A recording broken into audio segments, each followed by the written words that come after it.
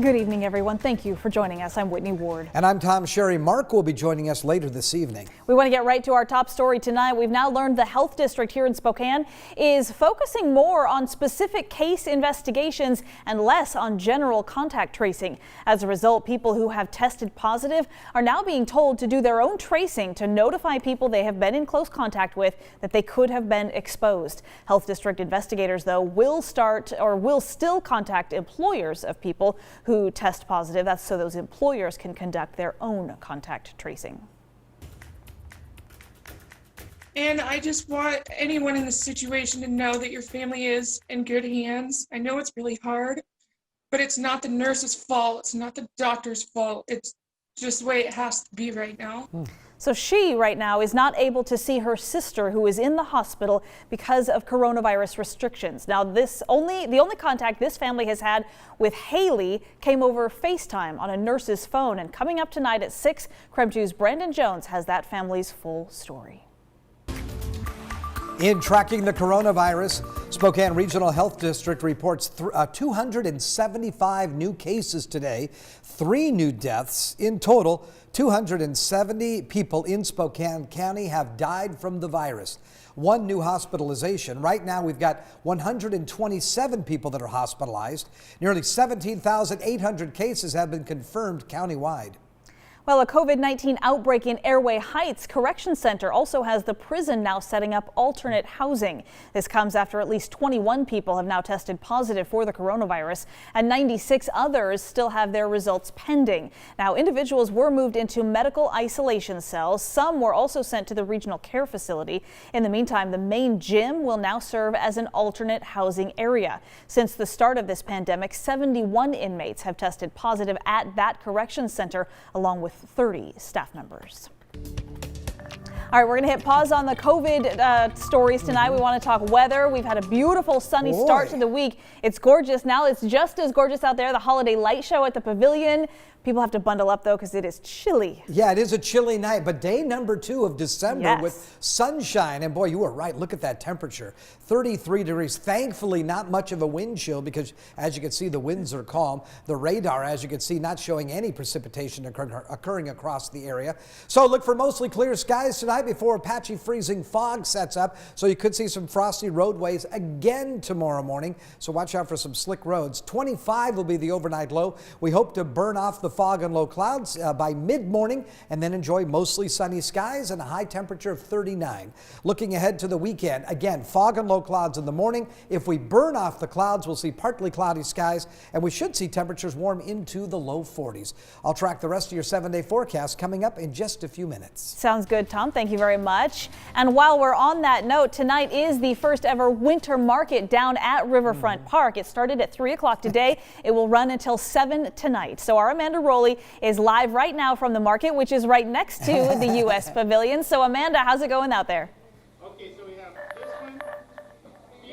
Oh, it's going great, Whitney. There's a lot to expect here for folks that are maybe just getting off work. Like I said, the winter market goes until 7 p.m.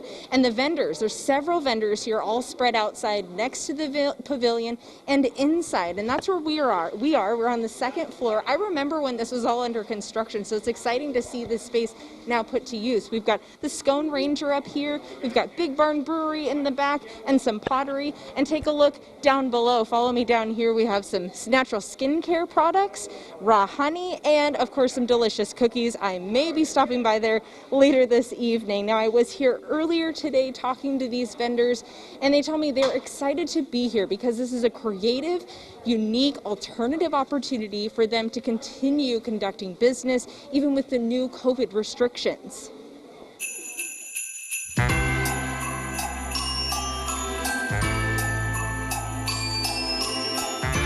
We're very excited about it. We do participate in many of the local farmers markets throughout the regular season. And so we're really excited that the park has decided to have one down here. It's the holidays, it's fun to come down. It's so important. It's our livelihood. I mean, this isn't our hobby. This is what we do for a living, you know, and since there's no concerts or events or things like that in life, it's pretty much no work for us. So this is everything. So I recycle glass.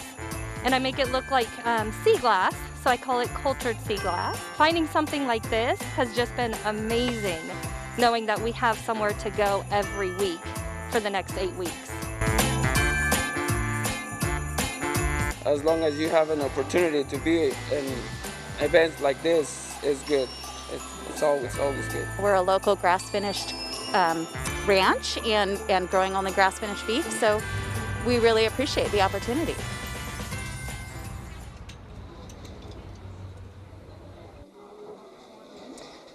All right, now masks are required in order to enter. The event is completely free. Now, in order to come in, you have to have a mask on. If you forgot yours or left it at home, there are at least 2 vendors here who are selling masks, one of which are the Shriners, and they'll be giving all their proceeds from their mask sales to the Shriner Children's Hospital. Reporting from Riverfront Park's U.S. Pavilion, Amanda Rowley, KREM 2 News. I love Amanda right there. I know. She is so festive looking. The hat, even her fingernails were red. Just very beautiful. But didn't it put you in the spirit? Now you want to go Absolutely. shop local and Yeah. support all those? I mean, they really did put it in good perspective. Like, this is everything to them. And it's outside and inside. Yes. And Lots it's all to lit up. Yes. What's Beautiful. not to like? Well, Providence Health says that they are postponing some surgeries because of recent spikes in patients hospitalized with coronavirus. Yeah, so this applies to elective surgeries right now at both Sacred Heart and at Holy Family. As KREM 2's Taylor Vito explains, those hospitals are worried about conserving both beds and employees. So the impact is ripples through the whole system. Ask a local hospital employee about COVID-19, and it's likely they'll tell you the impacts from the virus are very real. Wednesday morning, Providence issued a somewhat sobering reminder of what they're doing because of coronavirus. Some elective surgeries at both Sacred Heart and Holy Family are being postponed. That's due to rising patients being treated for coronavirus. They're concerned about their staff. They're concerned about the ability to staff the beds. As of Wednesday afternoon, 94 people are hospitalized because of COVID-19 in Spokane County. Just last week, 90 COVID patients were at Sacred Heart and Holy Family alone.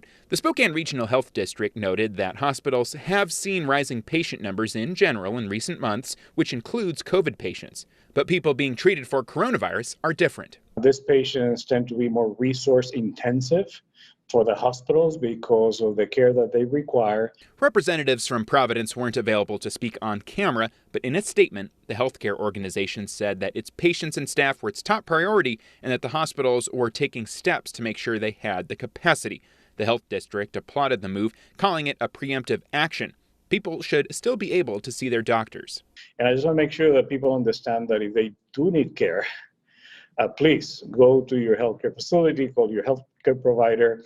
This does not mean that healthcare is not going to be, the services are not going to be provided. Providence says they'll review each elective surgery and patient needs and work with those patients on a case-by-case basis. Taylor Vito, KREM 2 News. All right, still to come, more of your day's top headlines at this hour. Including how officials in one Western Washington city is sending the governor a message. When the governor has mandated in the first round to shut everything down, there was no cars here. So they ignored the state's second orders. And treats to troops is next. Let's turn to Mark Hanrahan for more.